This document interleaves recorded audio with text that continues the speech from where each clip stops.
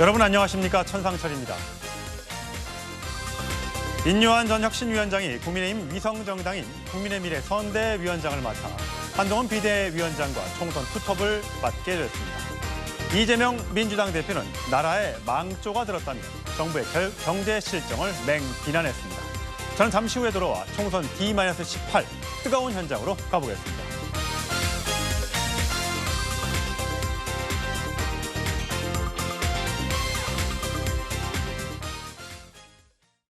네, 뉴스톱10이 자랑하는 뉴스 고수 네 분 소개합니다.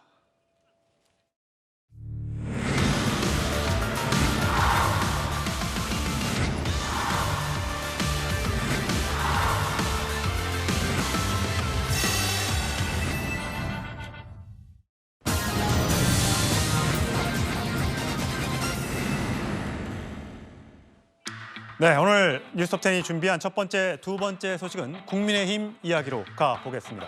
총선을 18일 앞두고 국민의힘 위성정당인 국민의미래가 인요한 전 혁신위원장을 선대위원장으로 임명했습니다.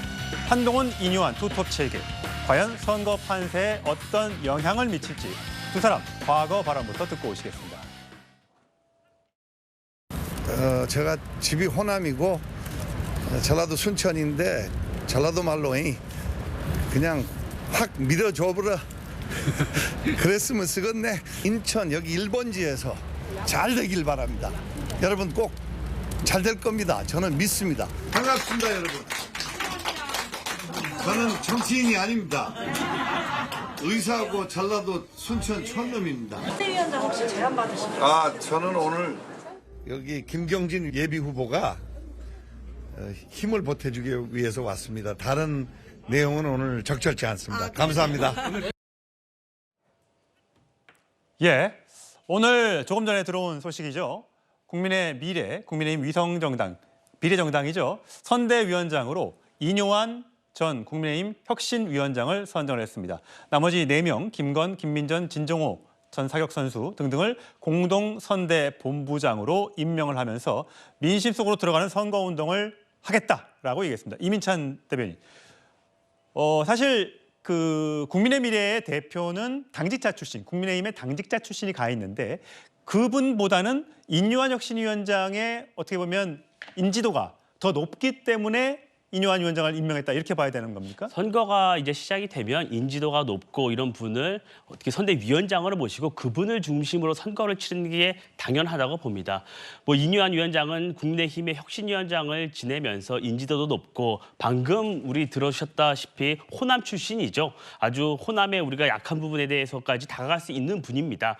저는 이 한동훈 위원장 역시 이제 힘을 보탤 수밖에 없는 상황인데요. 저는 우리 국민의 미래에서 어떤 공천 과정에서 비례대표 공천 과정에서 있었던 논란 때문에 가려졌던 그 비례대표 인물 면면 그 본질을 봐야 된다고 생각을 합니다. 저는 이게 바로 민주당과의 차이점이라고 봐요. 우리 호남 출신 아주 대대로 호남에서 있었던 인요한 위원장부터 해서 여성 최초 투스타 강선영 후보, 올림픽 스타 진종호 후보, 여성 장애인 출신 변호사, 외교 전문가, 정치학자 이런 다양한 인적 구성 이게 바로 비례대표 후보들이 보여야 하는 구성입니다. 민주당은 어떻습니까? 더불어민주연합은 종북 주사파라고 불리는 진보당 출신 분들이 많이 들어가 있습니다. 뿐만 아니라 다양한 사회의 약자와 각계각층을 대변할 수 있는 분들이 포함됐다고 보여지지 않습니다. 저는 국민 여러분들께서 시간이 지날수록 이 인물들의 면면을 보고 투표를 해주실 거라고 믿고 있습니다. 예,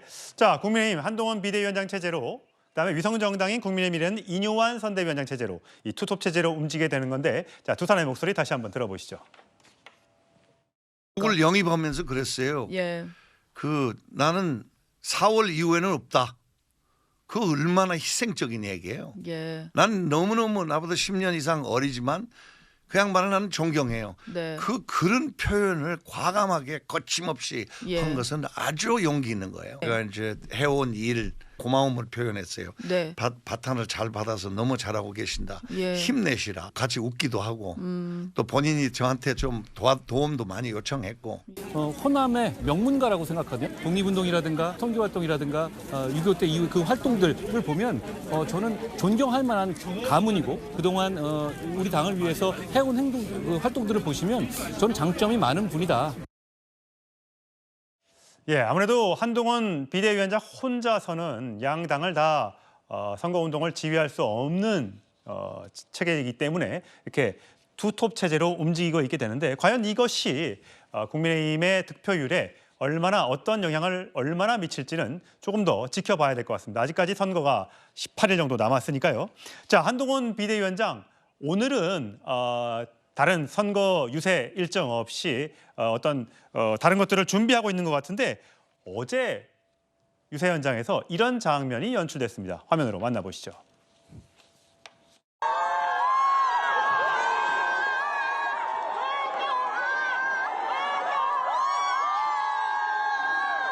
여러분은 비 오는데 왜 1시간씩 기다리고 계십니까? 이번 선거가 정말 중요한 선거고 저희가 정말 이겨야 한다고 생각하시기 때문 아닙니까? 우리는 여러분을 대변할 것이고 여러분을 위해서 끝까지 싸워서 이길 겁니다. 여러분, 우리는 여러분을 대변하는 사람이고 여러분의 종입니다. 그렇기 때문에 여러분이 우산 쓸 때 우리는 우산 안 쓰고 여러분이 우비를 입을 때도 우리는 맨몸으로 뛸 겁니다. 반드시 이기겠습니다.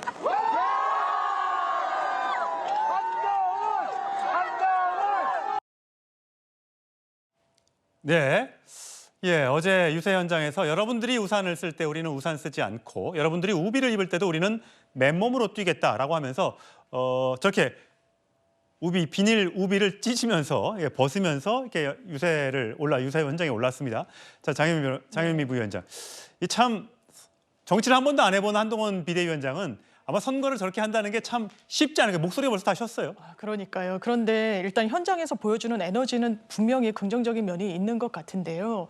참 메시지는 좀 전환이 이제는 필요하지 않나 싶습니다. 지금 끝까지 싸워서 이기겠다라고 했는데 누구와 싸워서 이기겠다는 겁니까? 뭐 민주당을 지칭하는 것 같은데요. 집권 여당이라면요. 민주당을 더 이상 거론하지 마시고 왜 이렇게 민생이 파탄됐는지 물가는 왜 잡히지 않는지 대안 마련하고 잘못한 실정에 대해서 그렇다면 어떻게 앞으로 해나가겠다는 것인지 명확하게 국민들께 말씀드리는 게 자세이자 기본 중에 기본 아니겠습니까?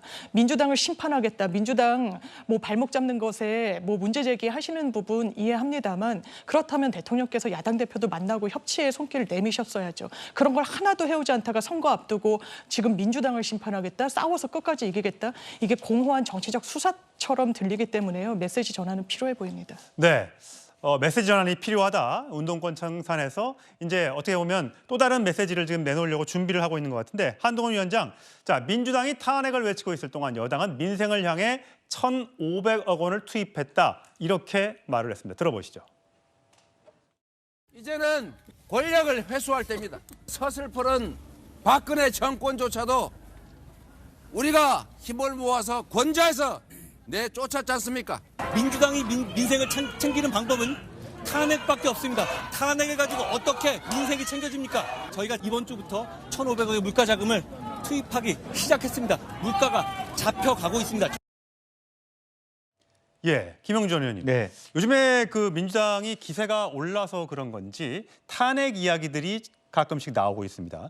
처음에는 이제 조국혁신당의 조국 대표 정도만 얘기를 하다가 요즘 민주당에서도 그런 비슷한 얘기가 나옵니다. 뭐 회초리, 몽둥이 쫓아내야 뭐 종이 말 안 들으면 쫓아내야 뭐 등등의 발언들이 나오고 있는데 좀 국민의힘 입장에서는 이렇게 가다가는 탄핵하자는 거냐 이렇게 지금 반박을 하고 있는 모양이에요. 네, 실제로 뭐 그런 부분에 있어서는 선거 전략상 과연 말하자면 그 중립지대에 있는 분들을 설득해 낼 수 있을까? 이것은 좀 생각해 봐야 될 문제가 아니고 예. 그리고 좀 성급한 거 아닌가 그런 생각도 듭니다. 그리고 실제적으로 보면 이제 그런 것보다는 현실적으로 정권 심판에 대한 선거라면 윤 정부가 어떻게 실정을 했느냐 하는 어떤 정책적인 차원에서의 접근들이 훨씬 더 이제는 좀 더 디테일하게 넘어가야 되지 않느냐. 그렇지 않다라면 지금 현재 뭘 보면 알 수 있냐면 실제로 민주당의 더불어민주연합이라고 하는 진보정당이 주로 외치는 것이 바로 이 거의 탄핵론이고 그런 부분에 대해서 국민들의 지지가 조국 혁신당보다 떨어진단 말이죠. 이제 그런 부분에 대해서 조금 더 이재명 대표를 비롯해서 많은 사람들이 한 번 좀 더 생각해 볼 여지가 있다라고 생각이 들고 또 한편으로는 그러한 문제 제기의 원인 제공자가 현 정부다 그렇게 봅니다. 사실 지금 현재 한동훈 비대위원장이 1,500억 투입했습니다만은 다소 늦은 감이 있거든요. 지금 사과, 물가, 뭐 파 이런 얘기가 통한다라고 하면 조금 더 조기에 그런 부분들을 불식시킬 수 있는 그런 어떤 정책적인 아젠다를 갖고 갔어야 되지 않냐 그런 생각이 듭니다. 예, 국민의힘에선 이번 총선을 제2의 건국전쟁이라고 표현을 했습니다. 국가 정체성을 부정하고 우리를 위협하는 종북, 중국 사대주의 인사들이 국회에 입성하는 것을 반드시 막아내야 한다면서 최근에 인기를 끌었던 영화 건국전쟁을 예로 들고 있습니다. 자, 어제 한동훈 비대위원장 서해 수호의 날 기념식에 참석해서 윤석열 대통령과 만났는데 두 사람의 목소리 들어보시죠. 제가 함장님하고 말씀 나눴는데 이게 영웅들을 이렇게 계속적으로 모욕하고 조작하고 왜곡하고 선동하는 세력들이 아직도 계속 그런 일을 하고 있잖아요. 저희가 반드시 막아내겠다는 함장님도 얼마나 마음고생을 하죠. 정말 그 반국가 세력들인데 진짜 이게 발부딪히지 못하게 해야 되는데 더 많이 위로를 해드려야지. 그렇습니다. 저희가 더 잘하겠습니다. 예, 최진영 변호사님. 어제 두 사람이 만나서 이렇게 어깨에 손도 올려주면서 그동안 이제 얘기가 됐었던 윤한 갈등의 2차전 이것이 사실상 봉합됐다 아니면 정말 봉합이다. 나중에 또 불거질 수 있다라는 얘기 해석들이 여러 가지가 나오고 있습니다. 어쨌든 두 사람이 이 천안함 이 서해 수호의 날 기념식에 가서는 반국가 세력이라는 데에 집중을 한 것 같습니다. 그동안에 한동훈 비대위원장은 운동권 세력 청산 등등을 얘기했었고요. 또다시 이제 최근에는 종북 세력, 민주당이 추진하고 있는 준위성정당에 거기에 들어가 있는 종북 그다음에 세력들을 국회에 들여보내서는 안 된다 이렇게 주장을 하고 있어요. 그렇습니다. 여기는 두 가지 정치적 맥락이 숨어 있는 것 같습니다.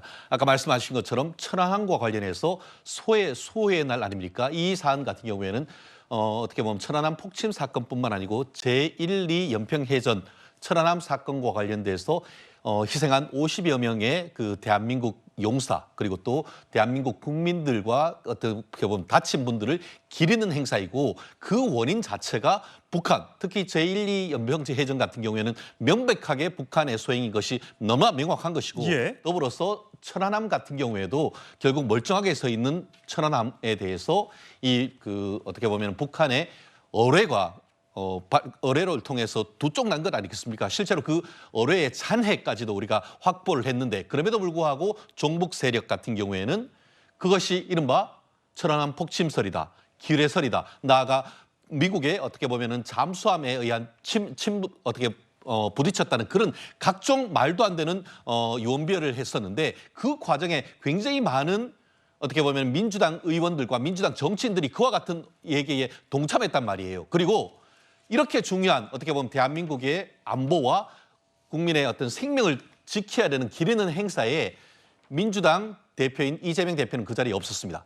본인의 어떤 그 정치적인 어떤 그 선거 운동을 위해서 다른 곳에 가 있었는데 과연 이런 부분에서 국민의 눈높이에 맞는 선거 운동인지에 대해서는 우리가 다시 한번 생각해 보지 않을 수 없는 것 같은데요. 말씀드린 것처럼 일단 천안함 그리고 또 안보에 대해서 우리 그 용산과 또 국민의힘이 한 몸이다라는 것을 국민에게 과시하는 점. 나아가 아까 얘기했던 어떤 그 어떻게 보면 그 우리 당 내의 어떤 일부 갈등 같은 모습. 이 부분들을 어떻게 보면 봉합하는 그런 어떤 제스처를 보이면서 예. 한마디로 일석이조의 효과를 거두려고 하는 퍼포먼스였다. 예. 그렇게 읽는 것이 합당하지 않을까 생각합니다. 장영인 부위원장님. 네. 근데 민주당에서는 이게 무슨 또 색깔놀이냐. 이거 지금 철진한 종북몰이 아니냐라는 비판 성명이 올라왔더라고요. 천안함과 관련한 민주당의 입장은 분명합니다. 북한 소행이라는 겁니다. 문재인 정부에서도 이 부분을 명확히 했고요.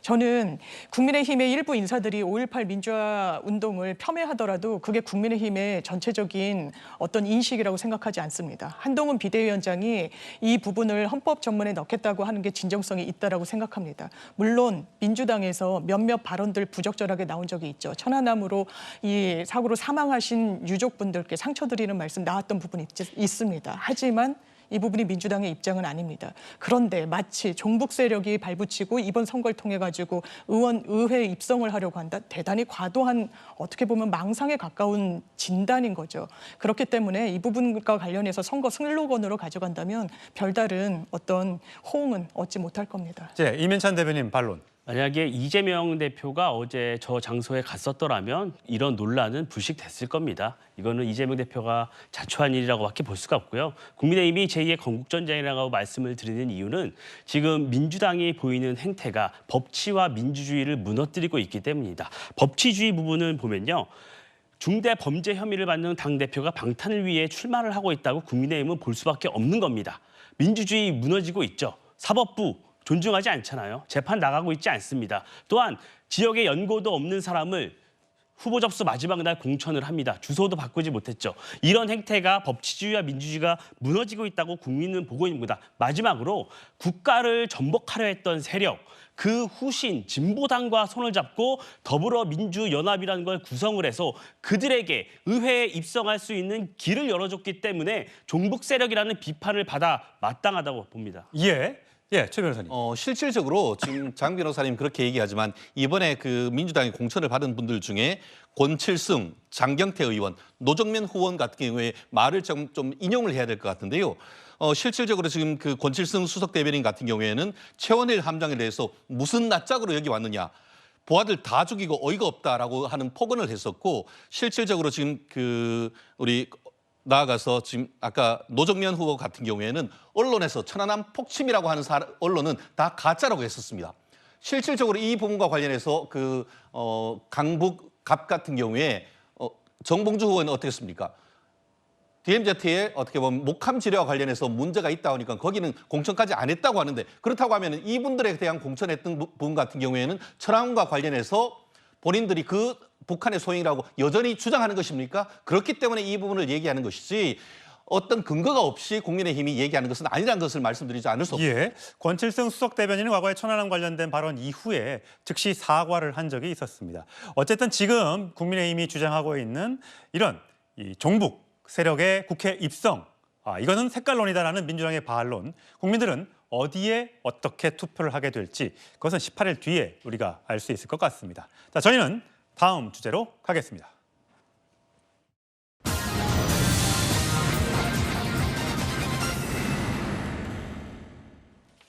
예, 세 번째, 네 번째, 다섯 번째 주제는 민주당으로 가보겠습니다. 이재명 대표가 우리나라가 경제가 얼마나 어려운지 북한보다 적자가 많다라고 얘기를 했고요. 자, 요즘 몰빵, 비례정당도 더불어민주연합을 찍어달라라고 얘기하면서 이재명 대표가 배신론을 얘기하고 있습니다. 그리고 강북을에 공천된 한민수 민주당 대변인 후유증이 만만치가 않습니다. 이 세 가지 주제를 다뤄볼 텐데 먼저 이재명 대표 오늘 유세 현장으로 먼저 가보겠습니다. 제가 진교훈 강서구청장 선거 때 3표는 제가 얻을 수 있겠다 생각해가지고 춤을 열심히 췄거든요.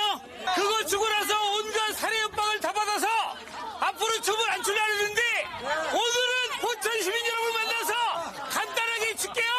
몰빵 비례 24번 서승만이었습니다. 24번까지 당선시켜야죠. 제가 오는 길에 하나로마트 가가지고 진짜 대파 얼마 하나 한번 사봤어요. 한번 줘보세요. 이게 아까 3,900원이죠. 대통령이 가서 살 때는 875원이라니까 혹시 야당 대표가 가면 한 900원 정도에는 팔지 않을까 했더니 3,900원이었어요. 지금의 물가가 이렇게 폭등하는 이유가 뭐냐? 여러 가지 원인이 있죠. 수출이 안 됩니다. 수입이 엄청 늘어났지 않습니까? 적자가 전 세계 200위 규모로 우리가 떨어졌다고 해요. 1년 몇 개월 만에 북한보다 적자가 더 많이 난 나라가 있어요. 예, 김영준 의원님. 네.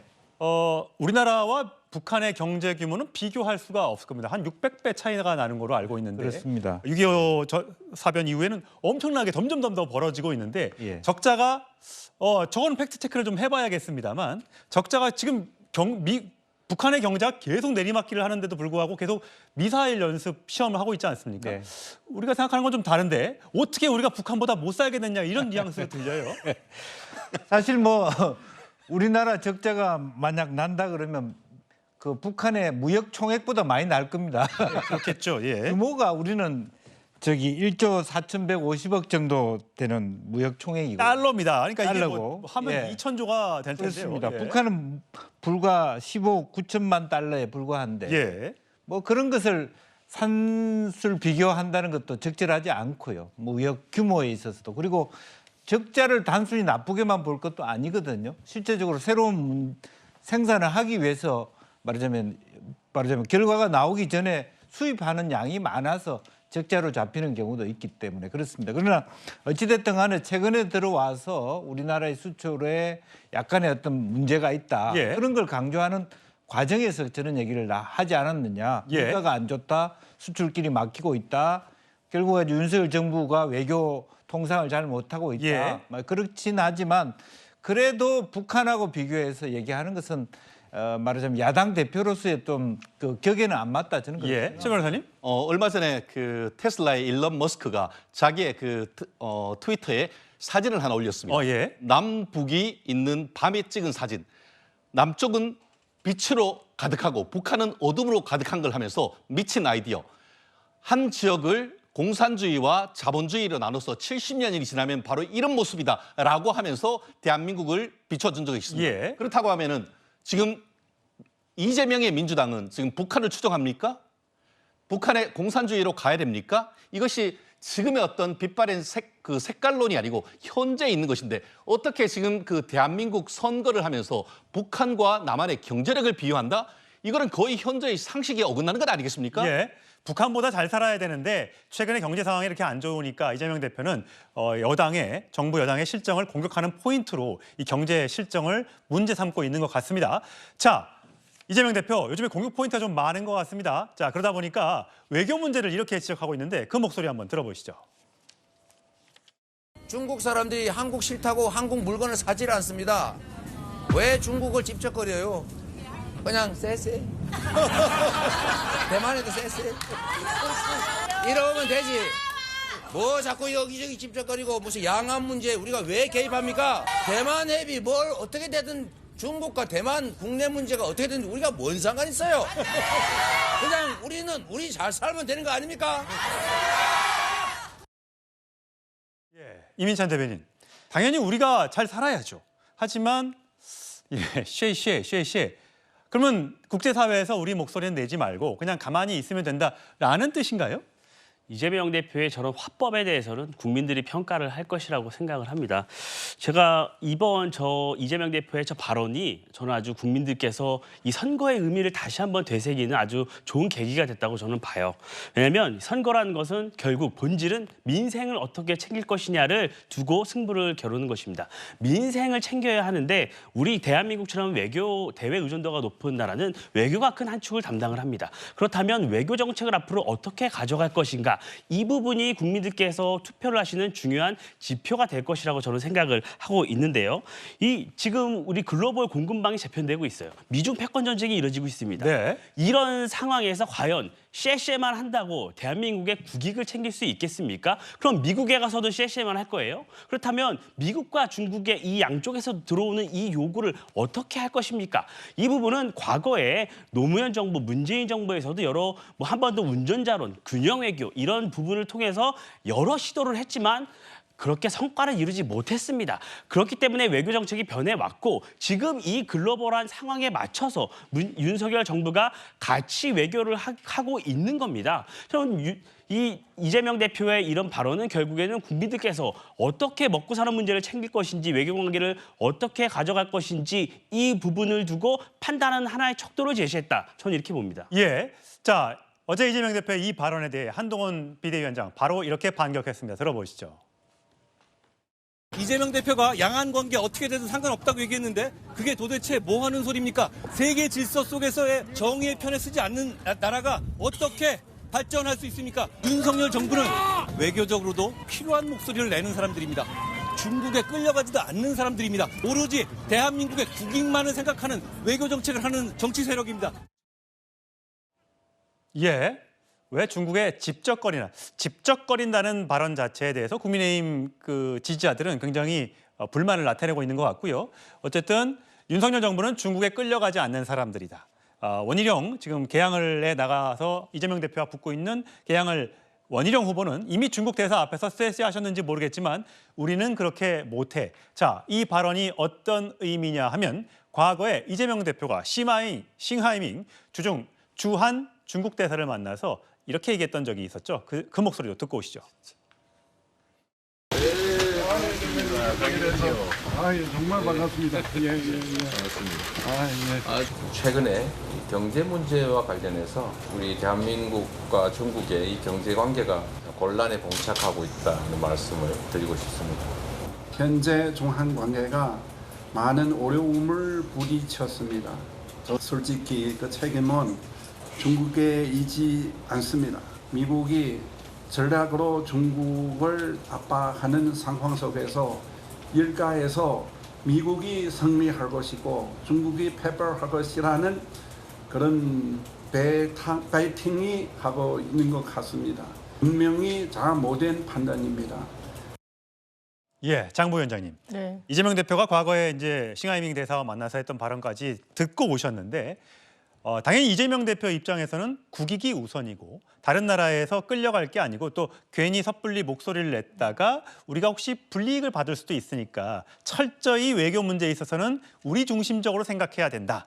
대만 문제나 중국 문제에 대해서 우리가 끼어들 필요 없다. 네. 그렇게 따지면 러시아나 우크라이나 전쟁에 대해서도 우리 목소리를 낼 필요가 없는 것 아니냐. 이제 이런 생각으로 들리면 우리는 가운데 여러 열강들 사이에 틈바구니 속에 있는 우리나라는 그럼 과연 가만히 숨지기고 있으면 되는 것인가? 라는 것에 대한 일부의 반론이 있는 것 같아요. 대한민국의 지정학적 특수성도 생각해야 되겠지만요. 외교 영역에서는 전략적인 모호성이라는 건 비단 우리 대한민국만 취하고 있는 전략은 아니지 않습니까? 왜냐하면 외교 전략이 지나치게 선명하면 이 부분을 일방의 한 국가를 적으로 돌리면서 경제에 여파를 미치고 여러 부분들에 문제가 생기기 때문입니다. 윤석열 대통령 양안 문제에 대해서도 굉장히 선명한 입장 견지하신 적이 있죠. 그 부분이 대한민국의 국익에 과연 부합이 되는 것이었는지 좀 묻고 있는 것이라는 생각이 듭니다. 중국은 부인할 수 없지만 최대 교역국 중에 한 곳입니다. 경제에 상당히 많이 밀접하게 연결돼 있습니다. 전략적으로 관리해야 될 필요가 있는 나라입니다. 한동훈 비대위원장의 발언도 부적절한 게 정의의 편에 서겠다고 하는데 외교 단계에서 그렇다면 누가 정의입니까? 대만이 정의고 그럼 중국은 마치 부정의처럼 이렇게 읽히는 발언을 공당의 대표가 하는 게 국익에 도움이 됩니까? 그렇기 때문에 이 부분에 대한 문제를 지적하는 것이라고 생각합니다. 예, 참 외교라는 게 참 어렵습니다. 한쪽이 100을 다 가질 수 없기 때문에 어떻게 정책을 펼쳐야 되는지 굉장히 중요한 대목입니다. 자, 이재명 대표, 이 중국 관련된 발언 말고도 어제 중원을 찾아서 이번 총선을 신한일전이라고 표현을 했습니다. 그 목소리도 들어보시죠. 이등 방문 이또 히로부미가 인재입니까? 이또 히로부미를 인재 양성의 대표적인 케이스 인재라고 표현하는 사람이 국회의원을 해서야 되겠습니까? 국민의힘이 이곳 서산태안에 공천한 분이 참 놀랍습니다. 이번 선거는 신한일전을 짓고 있습니다. 경제 폭망, 평화 위기, 민주주의 파괴에 대해서 심판하는 것이기도 하지만 완벽한 신한일전이다. 신한일전. 그렇다면 민주당은 한국이고 국민의힘은 일본이라는 뜻일까요? 한동훈 비대위원장의 반박 들어보시죠. 이재명 대표가 서산에서 이번 총선이 한일전 이런 얘기를 한 거를 들었습니다. 서해 수호의 날에 북한에 대한 얘기 이런 얘기 하나도 없이 일본 얘기하는 것 자체가 너무 이재명 대표답고요. 그리고 법화로 일제 샴푸만 쓰는 사람이 무슨 한일전 얘기를 하는지 본인 스스로 가슴에 손을 얹고 반성하라는 말씀드립니다. 예, 김영준 의원님. 네. 이 한마디가 나오면 한마디 반박이 있고 하는데 뭔가 이 정책 대결이나 이런 것보다는 이 감정적인 표현이 많이 있는 것 같습니다. 또 신한일전, 그러니까 후쿠시마 오염수 방류 있을 때도 민주당에서는 그런 부분을 많이 문제 삼았었는데 또 신한일전이라는 얘기가 나왔습니다. 물론 서산 태안 지역에 출마한 국민의힘 후보의 일부 부적절한 발언을 빗댄 얘기로 들리지만요. 네, 뭐 신한일전이라는 것을 전체 우리 선거 판세에 적용하려는 의도는 저는 없다고 봅니다.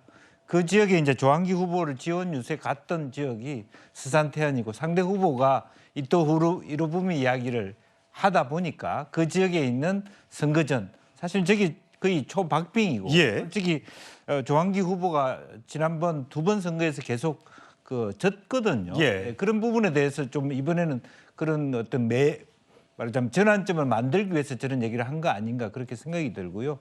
또 실제적으로 보면 마땅히 이제 서해 수요의 날에 우리 이재명 대표가 갔어야 되죠. 이제 그럼에도 불구하고 어쨌든 지역 일정이 있어서 가지 못한 것은 또 다른 문제라고 그렇게 생각이 듭니다. 예. 자, 여러 가지 지금 총선을 놓고 갈등과 갈등이 맞부딪히고 있고 말과 말이 싸움을 하고 있습니다. 자, 이재명 대표 유세 중에 이런 말을 하고 있습니다. 배신자론. 누구를 겨냥한 말일까요? 들어보시죠. 신뢰 정치인, 배반하지 않는 정치인들을 꿋꿋하게 한 길로 걸어온 정치 집단을 선택해 주십시오. 조정원이 왔네. 사람이 똑바로 되는 것이지. 하시라고 인사하지 말고 하시라고. 아니 저쪽 당에는 배신자들이 많은 것 같아요. 우리 당에서도 간 사람 많죠. 민주당이 일당을 할 수 있도록 독자적으로 151석 할 수 있도록 반드시 힘을 모아주십시오. 소수당은 조정훈처럼 언제 고무신 거꾸로 신을지 모릅니다. 예, 천희영 변호사님.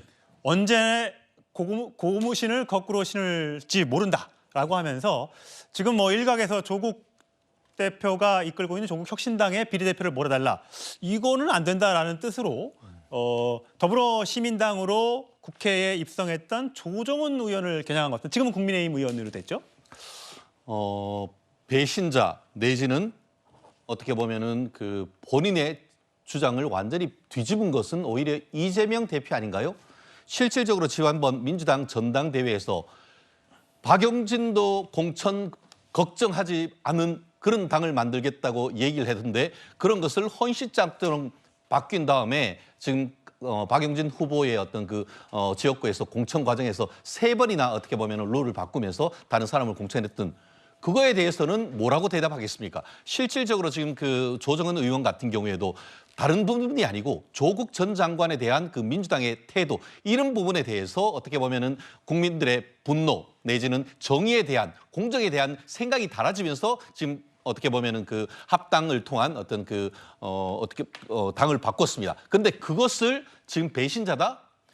왜 어떤 그런 일이 벌어지고 있는지, 왜 민주당의 그에서만 그런 일이 벌어지고 있는지, 김영주 민주당 전 의원이라든가 아니면은 다른 분들 같은 경우에 왜 그렇게 됐는지 본인들의 어떤 눈에 있는 대들보는 보지 못하고 남에 있는 작은 티끌만 보는 것이 아닌지 국민들은 그렇게 되묻거린 것 아니겠습니까? 예.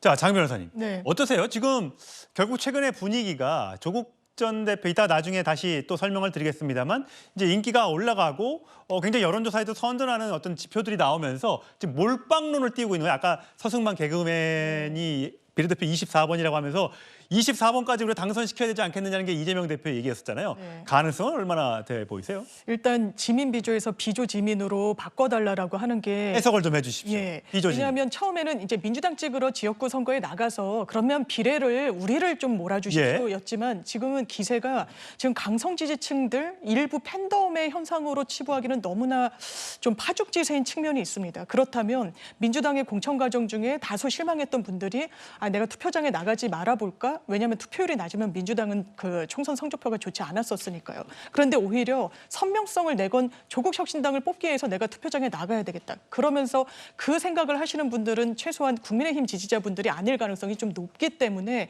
오히려 민주당의 외연을 좀 넓히는 측면이 있는 것 같지만 그래도 민주당의 지도부로서는 민주 비례 연합정당이 있는 상황에서 조국 혁신당의 비례를 지지해달라고는 이야기할 수 없는 부분인 거고요. 또 지금 이 세가 다소 커지면서 별도의 원내교섭단체를 구성하겠다는 취지의 이야기들도 나오고 있기 때문에 민주당과 완전한 동일한 결로 간다라는 보장도 없다고 생각할 것 같습니다. 그렇다면 변수를 통제하는 차원에서 이른바 몰빵론을 계속해서 강조하는 것 같습니다. 예, 이민찬 대변인. 만약 아까 조금 전에 이재명 대표가 민주당 단독으로 151석을 만들어달라고 얘기했습니다. 그럼 151석에 조국 혁신당이 현재 나와 있는 여러 가지 분위기를 봤을 때 만약에 10석 가까이를 한다. 그 이상을 한다.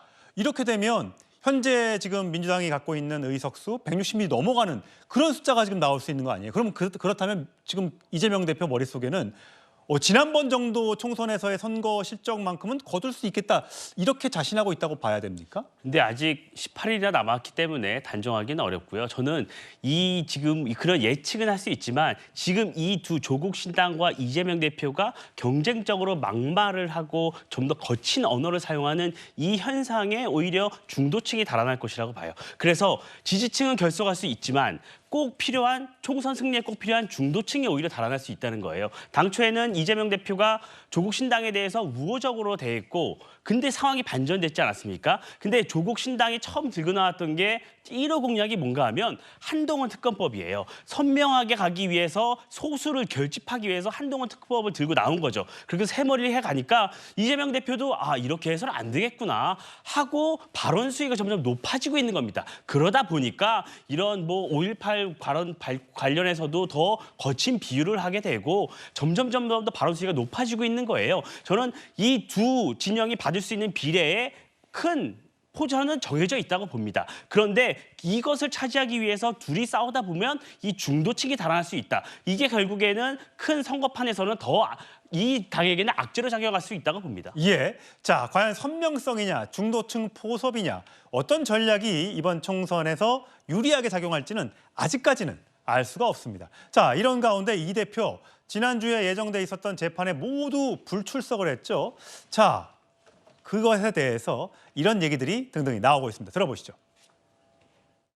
법원에서는 구인장 발부할 수도 있다라는 입장을 냈는데 이게 국민의힘이 바라는 바이고 정치 검찰이 기획하는 것 아닐까 생각합니다. 증거라고는 하나도 없이 한번 고생해봐라 라고 해서 지금 제가 재판을 받고 있거든요. 평생을 남 탓하고 남 욕하고 이렇게 살아왔던 사람이고 그 정치 재판인 것처럼 포장해가지고 나중에 거기를 빠져나갈 길이밖에 없다고 제가 생각하는 것 같은데 최소한 양심 있으면 좀 보여야 되지 않겠나.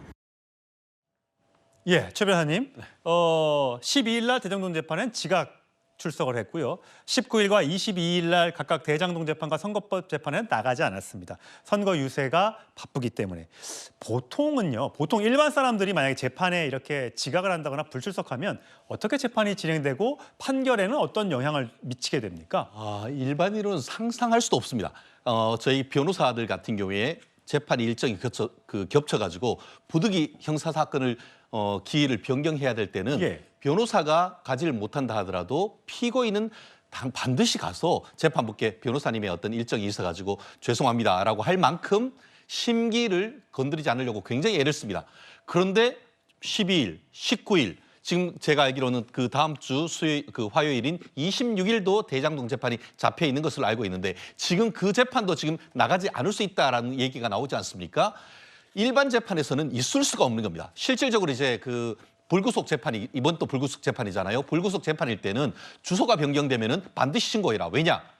나오라고 했는데 안 나오면은 구속영장 발부할 수 있다. 고인을 위한 구속영장이거든요. 할 수 있다고 경고를 합니다. 아마 이재명 대표한테 재판에서도 당연히 그 경고를 했을 겁니다. 그럼에도 불구하고 안 나온다고 하면은 지금 다가오는 화요일 3월 26일 날은 지난번 법정에서 경고했는 것처럼 고인을 위한 구속영장 발부할 가능성도 없지 않은데요. 그럼에도 불구하고 지금 이재명 대표가 본인의 어떤 마이웨이를 한다라고 할 경우에는 과연 공당의 대표로서 민주주의도 좋지만 그런 법치주의는 어디로 가느냐, 사법부에 대한 존중은 어디 가느냐 이런 역풍이 불 수 있기 때문에 과연 다가오는 26일에도 정말 강심장으로 법정에 안 나올지 한번 지켜봐야 될 것 같습니다. 예, 장 변호사님 네. 어떠세요? 이런 경우는 많지는 않은 거예요? 많지 않죠. 왜냐하면 일단 뭐 정치 검찰이 뭐 기소를 했다 이 주장을 할 수 있다고 생각합니다. 그리고 정치인 이재명이 아니었으면 이런 수사를 받았을 것인가의 물음표는 있으니까요. 근데 이제 사법적인 절차에 돌입했으면 거기에 최선을 다하는 게 어쨌든 무죄를 다투고 있기 때문에 출석을 해야 되고요.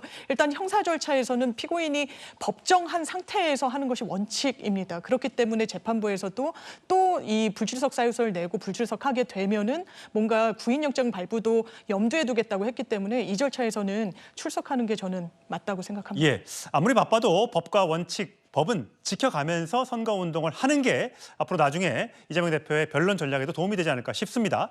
자, 그런가 하면 이제 양당의 민주당과 국민의힘의 공천 작업은 끝났습니다. 마지막까지 참 어려웠던 이 서울 강북을 결국 정봉주 전 의원도 안 되고 조수진 변호사도 중간에 낙마하면서 결국 누가 될 것인가? 자, 한민수 민주당 대변인이 공천을 받았는데 불과 7시간을 앞두고 이제 최종 낙점이 되면서 여러 가지 뒷말을 낳고 있습니다. 정청래 의원의 목소리로 한민수 후보자 입장 한번 들어보시죠.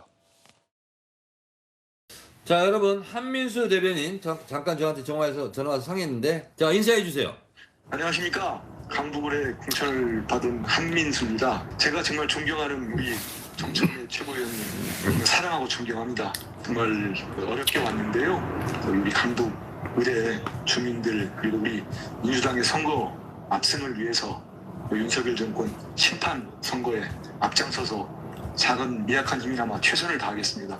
많은 성원 부탁드리겠습니다. 아니, 뭐 적어놓고 읽는 거예요, 지금? 고맙습니다. 적어놓고 읽는 것 같아. 예, 정청래 의원은 본인 선거구 지역은 좀 여유가 있는지 저렇게 통화를 한 모습까지 얘기를 했습니다.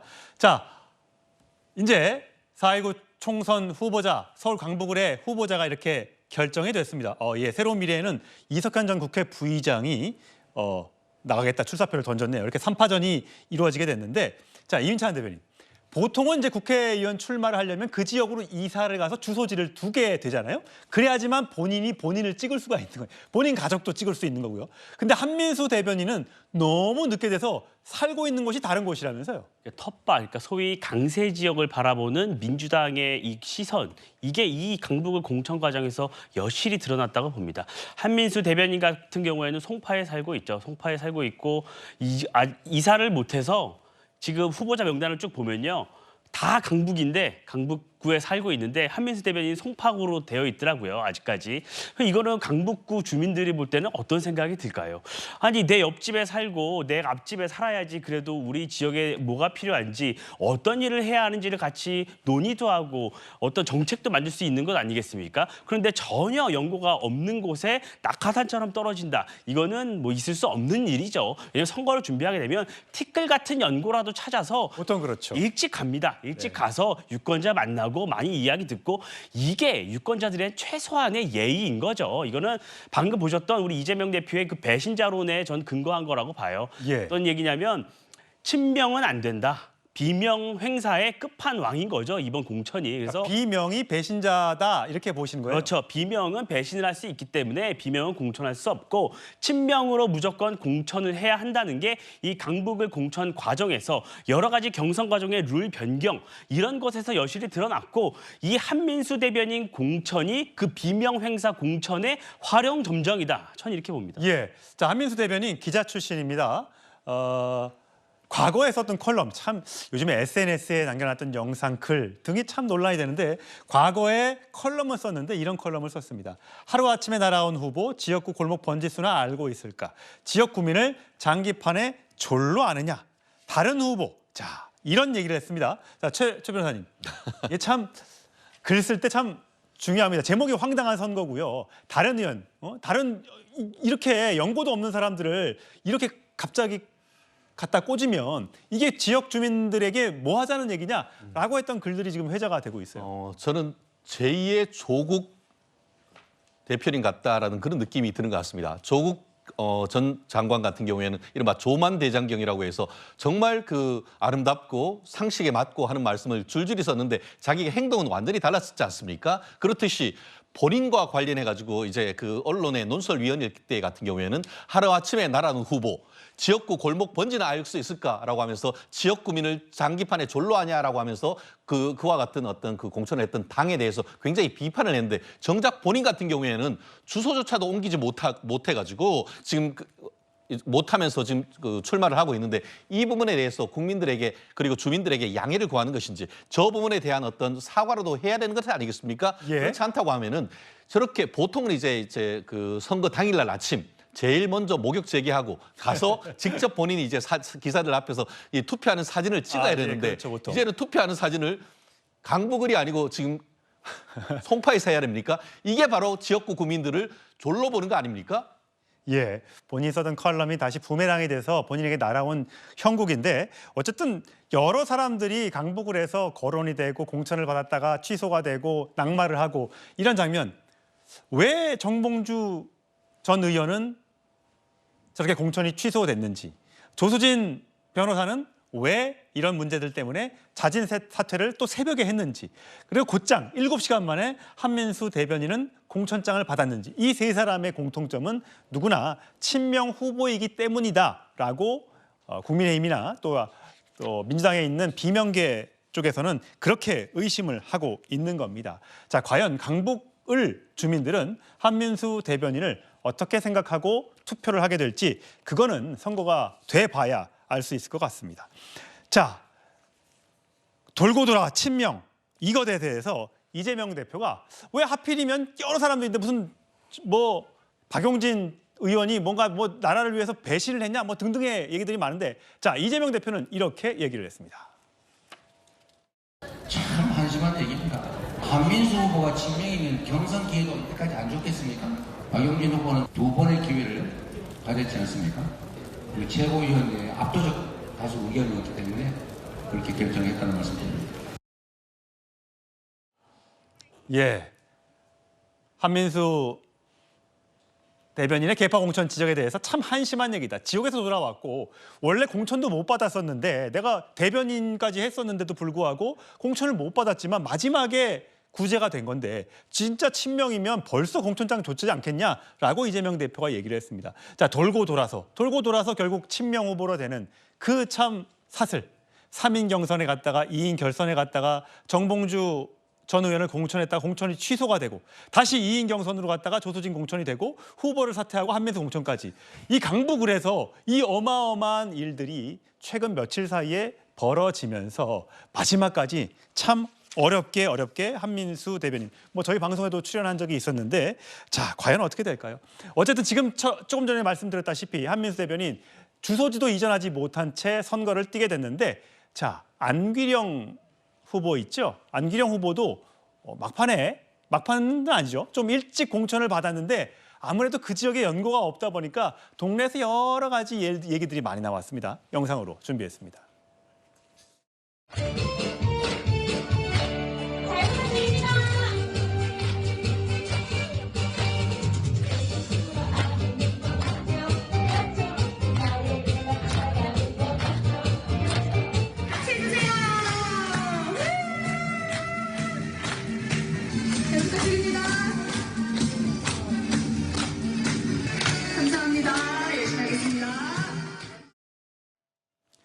장 변호사님은 어디 사세요? 저는 서초 지역구에 서초. 살고 있어요. 사실 서초에 그 무슨 동을 다 알지는 못하잖아요. 내가 살고 있는 딱 그 동 정도는만 아는데 국회의원들은 아무래도 나오게 되면 어디에 내가 지금 어디에 서 있는지 정도는 알고 가야 될 텐데 아무래도 살지 않다 보면 좀 어려움이 있는 것 같아요. 그래서 안기령 후보 같은 경우는 뭐 여기가 무슨 동이냐 물어보면 모르고 갔다가 이렇게 혼도 나고 뭐 그러는 모양이에요. 네, 왜냐하면 한 노인복지센터인가를 갔는데 그 지역이 본인이 출마한 이제 도몽갑은 아니었기 때문에 제대로 알고 왔느냐라는 그 지역 시민분의 뭐 항의 아닌 항의가 있었다라고 나오고 있는데요.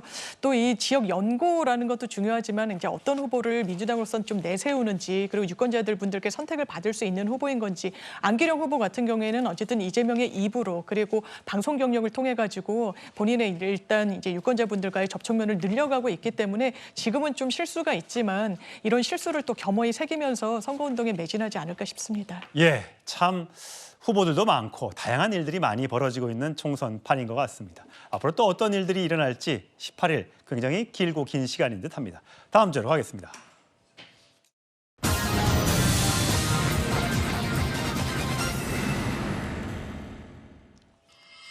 구원투수, 원래 구자인데 구원투수 어떤 의미가 있을까요? 자, 당명의 가가호호, 저건 왜 들어갔을까요? 자, 등등을 짚어보도록 하겠습니다. 한동훈 비대위원장이 충남 방문 일정에서 조국 혁신당을 겨냥해 극단주의 세력이라고 비난했는데, 자, 조국 대표 한동훈 위원장의 이 발언에 대해 반박했습니다. 같이 들어보시죠. 종북 통진당 후예들만 극단주의라고 생각하실지 모르지만 조국 당이야말로 역시 마찬가지의 극단주의입니다. 극단주의자, 조국, 그리고 통진당의 후예들 같은 극단주의자들과 손잡은 이재명 민주당이 만들어 나갈 세상을 상상해 보십시오. 일단 극단주의란 말 쓰게 되면 제가 테러나 방화나 이런 걸 해야 될 것 같은데 전 테러나 방화를 할 생각은 없고 제가 역으로 묻고 싶습니다. 여기 계신 국민 여러분 중에서 휴대전화 비밀번호를 27개 극단적으로 긴 휴대전화 비밀번호를 갖고 계신 분 몇 분 계세요? 27개. 대부분 4개, 보통 한 6개 정도 합니다. 근데 한동훈 비대위원장은 왜 27개라는 극단적으로 긴 휴대전화 비밀번호를 왜 했는지 일단 그걸 반문해 주십시오. 저는 비극단적인 비밀번호를 갖고 있어요. 예, 자, 이민찬 대변인, 극단주의, 그러니까 조국 대표가 이제 여러 가지 얘기가 나오면 바로바로 즉각 반박하는 그런 모습을 지금 보이고 있습니다. 한동훈 비대위원장, 앞으로 수사받을 준비하세요. 이제 특검법 발의했으니까. 그러면서 한동훈 특검법 아마 국회 통과할 겁니다라고 하면서 국민의힘 일부 동조할 거다 등등의 얘기를 하고 있습니다. 그러고 보면 윤 대통령도 사이가 안 좋기 때문에 거부권 행사 안 할 걸 이렇게 얘기하고 있습니다. 저는 좀 납득이 잘 안 되더라고요. 어떤 1호 공약이 한동훈 특검법인데 그렇죠. 어떤 헌법을 위반했기 때문에 탄핵을 한다는 것인지에 대한 그 특검을 한다는 이런 내용 자체가 없어요. 구호만 있고 내용이 없으니까 듣는 사람으로 하여금 공허할 수밖에 없는 얘기입니다. 조국 전 장관은 아까도 말씀드렸지만 지금 이 한 주만 되는 이 권력을 팬덤을 갖고 의석을 확보를 해서 본인이 국회에 들어가고 그를 통해서 본인의 어떤 명예회복 계기로 삼으려고 하는 겁니다. 그런데 우리가 다 알고 있습니다. 조국 전 장관의 부인 정경심 교수 징역 4년 확정받았죠. 어제 조국 전 장관의 딸 조민 씨도 벌금 1,000만 원이 확정이 됐습니다. 예. 그럼 조국 저 대표 본인도 2심의 징역 2년이 확정이 됐어요. 어떻게 본인과 한동훈 대표를 비교할 수 있는지 근본적인 의문이 들 수밖에 없습니다. 근데 지금 저렇게 조국 대표가 여러 말을 쏟아내고 있는데 과연 책임질 수 있을까요? 저는 이게 지금 이 조국 신당이 저는 앞으로 열린민주당의 길을 갈 수밖에 없다고 봅니다. 열린민주당의 길이라는 건 최소 3석 에서 5석 정도밖에 되지 않을 거라고 봅니다. 만약에 조국 신당이 조금 더 나아가서 정말 캐스팅 보트의 역할을 한다면 민주당이 오히려 더 수세에 몰릴 수밖에 없는 겁니다. 조국 신당이 캐스팅 보트를 쥐고 강경 발언을 이어갈 때 민주당은 중도의 목소리는 없어지고 조금 더 강경 진영으로 끌려갈 수밖에 없는 것이거든요. 그럼 이런 상황에서 앞으로 지방선거와 대선은 어떻게 치를 수 있죠? 중도에 있는 국민들은 보지 않는 것인가요? 저는 이재명 대표와 민주당이 앞으로 스탠스를 잘 정해야 한다고 생각을 합니다. 예, 자, 한동훈 비대위원장 조국 대표를 향해서 여러 가지 비난 수위를 올리고 있는데, 자, 과거에 이렇게 얘기했었죠. 지금 참 선거판이 어렵다라고 했대. 강서구청장 선거 패배 이후에 들어와서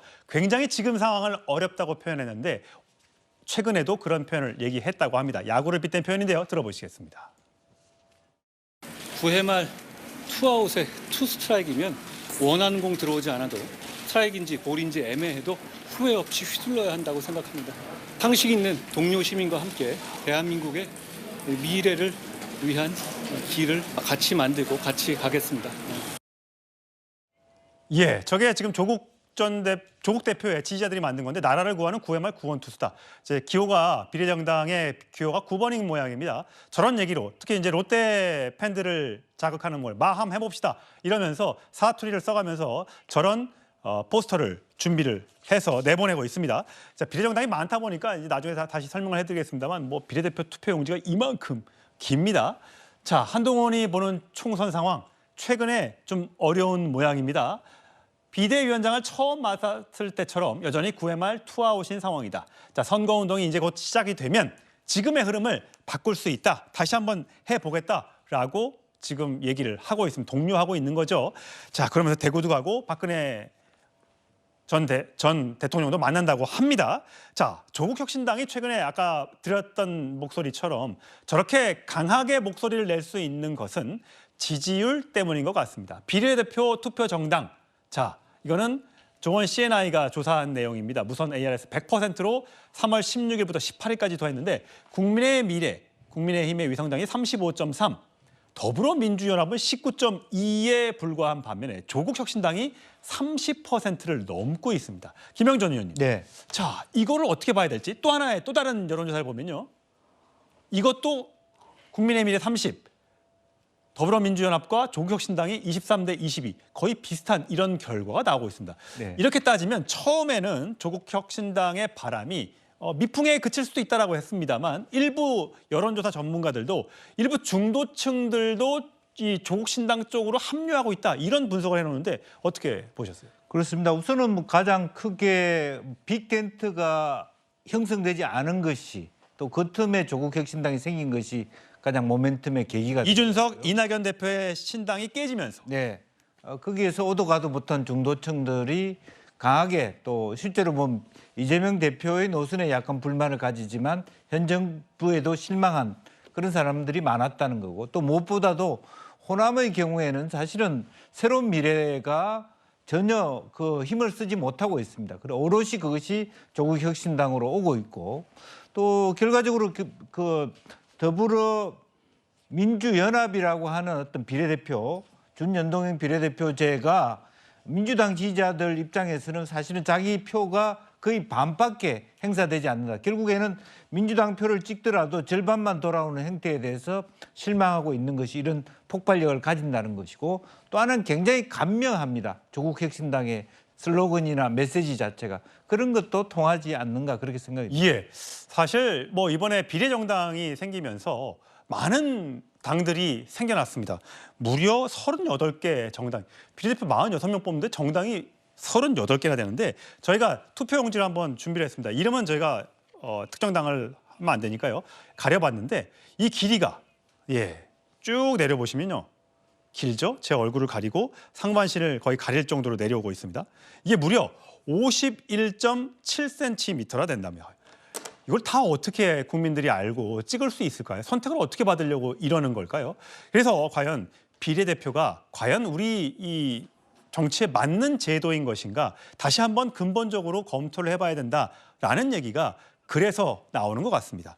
자, 그러다 보니까 도대체 맨 위에는 누가 들어갈 것이고 맨 밑에는 누가 들어갈 것이고 그나마 거기서 또 앞쪽이 번호를 받기 위해서 별의별 정당들의 이름들이 등장을 하고 있는데 국회의원 수가 한 명이라도 있으면 그 숫자를 거기에 따라서 의석수를 배분받아서 앞번호에 배치되고요. 없는 경우에 의석수가 없는 경우에는 가나다 순으로 한다고 합니다. 장희미 부위원장님. 네. 그러다 보니까 네. 기억이 들어간 글자의 당들이 많다면서요? 그렇습니다. 웃지 못할 풍경이 펼쳐지는 건데요. 어떻게든 앞번호에 이제 위치하게 하기 위해서 저희가 카카오톡 할 때도 어떤 분들은 기억으로 써놓지 않습니까? 뭐 물건 파는 분들이 꼭 그렇게 기억으로 하세요. 하시죠. 홍보에 예. 필요하니까요. 그래서 민경욱 전 의원이 만든 당 같은 경우에도요. 뭐 가가호호 공명선거 대한당 이렇게 이름을 지었다고 합니다. 그러니까 가가가 들어가야 제일 이제 앞번호를 받을 수 있기 때문이고 또 다른 당으로는 기억도 모자라서 가가 기억이네요. 그렇습니다. 가가 국민참여신당, 가나 반공정 코리아, 가락특권 폐지당, 가자 평화인권당, 가자 환경당 등 가짜를 강조한 이런 비례 정당들이 좀 굉장히 많이 나오고 있습니다. 예, 저는 이게 무슨 웃지 못할 일입니까? 최 변호사님. 게다가 이 또 전과 있는 후보들도 많다면서요. 비례 후보 중에서. 아이고야, 전과가 거의 11개 있는 분도 있다라고 하는 거예요. 전과 11범이요? 예, 그러니까 충남 보령 서천에 출마한 무소속 장모 후보 같은 경우에는 전과 11개로 1등입니다. 우리가 뭐 별이 5개라는데 별이 예, 11개. 두 번째는 전과 별이 9개인데요. 여기 전북 갑에 출마한 국민의힘의 양보 후보인 것 같습니다. 제가 구체적인 이름을 진짜 말씀드리기도 참 쑥스러워서 지금 양보라고 하는데요. 지금 실질적으로 정과 8개인 그 더불어민주당 그 권모 후보는 대구 어떻게 보면 달서 가배했고 그것 이외에도 뭐 특수공무집행방해, 뭐 국가보안법 위반, 우리가 입에 담지 못할 흉악범에 관련되는 또 국가의 안보와 관련되는 이런 부분이 있는 사람들도 지금 국민의 선량으로 나온다는 사실 자체가 정말 국민들이 왜 기업은 어떻게 보면 인류, 행정은 이류, 정치는 삼류, 사류가 아닌지 이 보내주는 모임 탕류의 모습을 보이는 것 같습니다. 예, 뭐 비례대표 다 포함해서 이번에 총선에 뭐 경쟁률이 2.7대 1이라고 하는데 좋은 인재들도 많이 있겠죠. 하지만 과거보다는 경쟁률이 떨어지고 있다는 거, 정치판에 내가 몸담았을 때 나조차 더러워질 수 있다는 그런 반증이 아닐까 싶습니다. 저희는 다음 주제로 가겠습니다.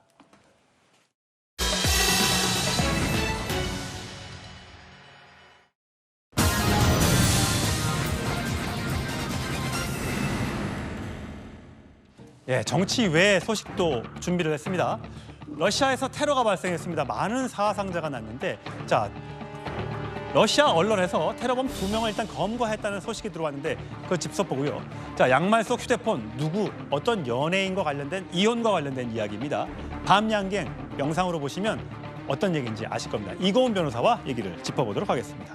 자, 이고은 변호사님, 러시아에서 저녁에 대형 테러가 발생했어요. 공연장이라면서요? 맞습니다. 이 모스크바 외곽에 위치한 대형 공연장인데요. 이 관객 6천 명을 수용할 수 있는 큰 공연장이었습니다. 이날 저녁에는 러시아 락밴드의 공연을 보려고 많은 관객들이 몰렸는데 비명 소리 들렸어요. 갑자기 무기장 개안들이 침입을 해서 자동 소총을 무차별적으로 난사했습니다. 그러자 여기 관객들이 갑자기 통로 쪽으로 모여서요. 한꺼번에 뒤엉켜서 넘어지는 모습까지도 영상에서 확인하실 수 있는데요.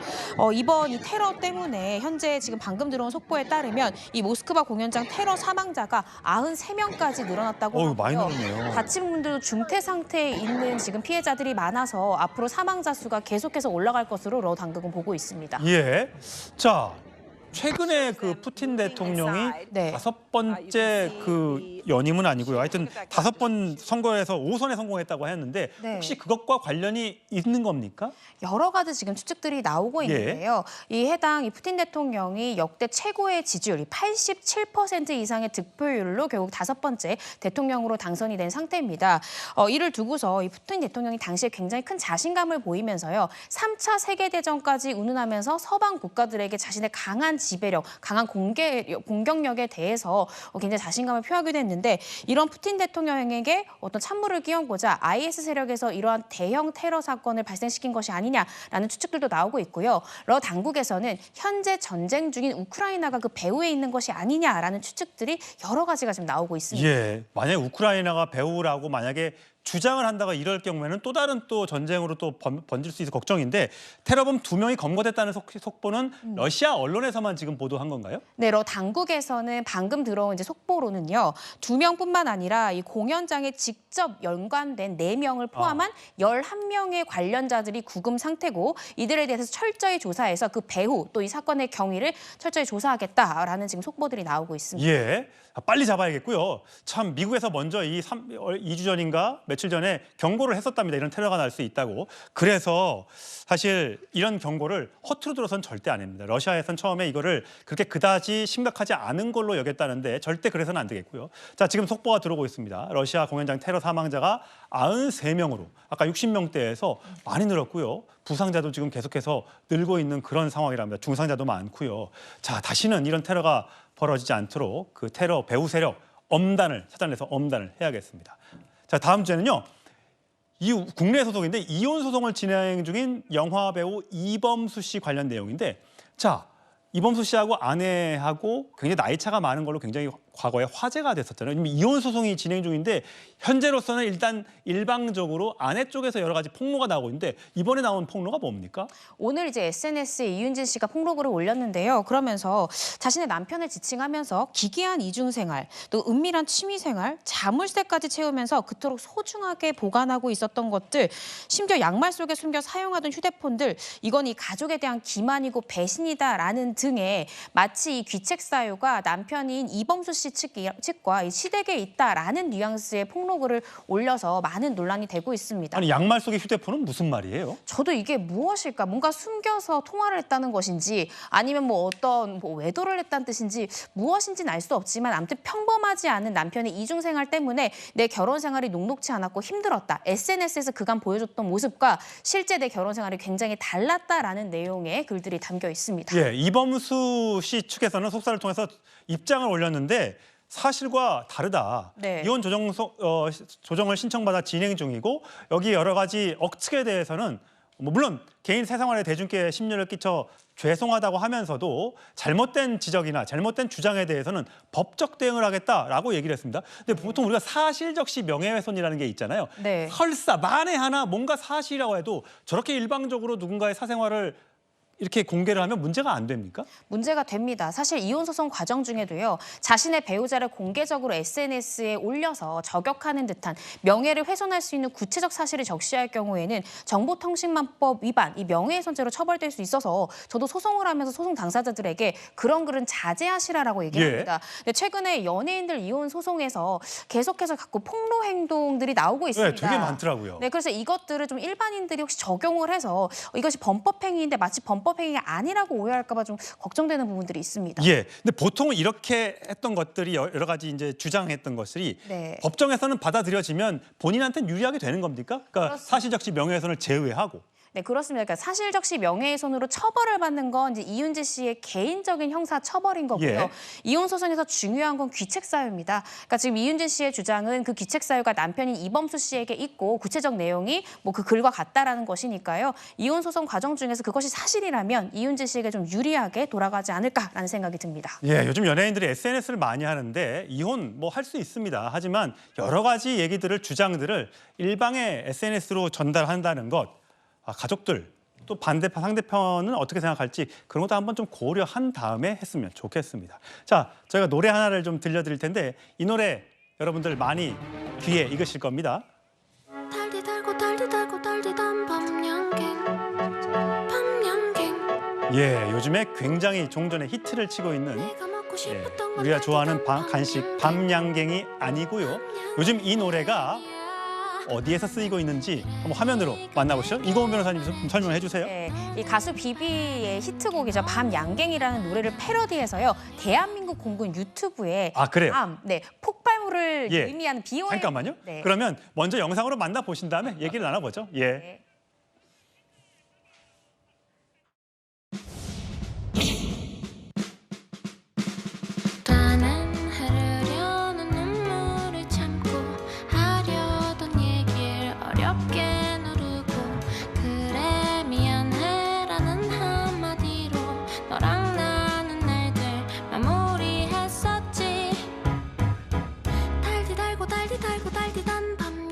예, 밤양갱. 네. 예. BOMB, 밤양갱, 비무금. 네. 맞습니다. 약간 이 가사에 딱딱 맞춰서요. 밤양갱 할 때는 미사일을 정확히 조준해서 폭발하는 그 모습을 마지막 후렴도 굉장히 중독성 있거든요. 밤양갱에 맞춰서 이 미사일을 정확히 조준시켜서 폭발시키는 그 모습을 보여줬습니다. 이 영상 기획한 대인은요. 이 노래를 평소에 좋아하는데 폭발 밤? 이거랑 연결시킬 수 있지 않을까라는 기획 의도로 만들었다고 하는데요.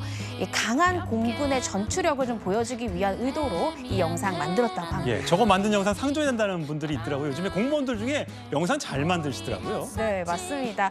이것뿐만 아니라 최근엔 어떤 구청에서 이 넘어지는 이 장면도 조심하라, 되게 설기를 조심하라라는 것도 본인이 몸으로 이제 보여주기도 했는데요. 이 영상 만든 이 대위 포상휴가 보내줘야 되는 거 아니냐라는 누리꾼들의 댓글까지 제가 봤습니다. 예, 요즘 북한이 툭하면 미사일을 쏘는 영상을 공개하면서 뭐 김정은 위원장의 목소리다 하면서 뭐 우리를 적으로 돌리겠다. 이런 등등을 얘기해서 우리 국민들을 불편하게 만들었는데 우리는 이렇게 최신 가요에 군사력을 비유해서 위트 있는 모습으로 승부한 게 참 북한과는 좀 보기 다르다.